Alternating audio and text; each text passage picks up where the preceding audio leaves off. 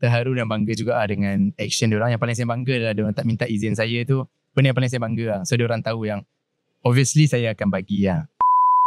Saya sebenarnya tahu pasal Sandedu ni sebab banyak konten-konten viral. Allah, ya ke? Contoh dia konten yang saya kurang clear sikit tapi ada pekerja beli kek.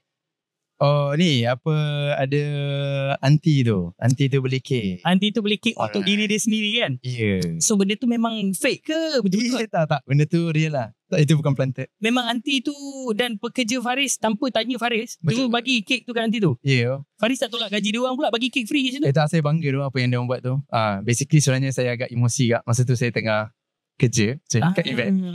So masa diorang share tu, diorang minta check CCTV. So saya ingat ada macam apa hala kan. So diorang cakap check ada benda yang best. So bila kita tengok, rupanya diorang celebrate aunty tu lah. Ya Allah ya Tuhan. So saya agak terharu dan bangga juga dengan action diorang. Yang paling saya bangga adalah diorang tak minta izin saya tu.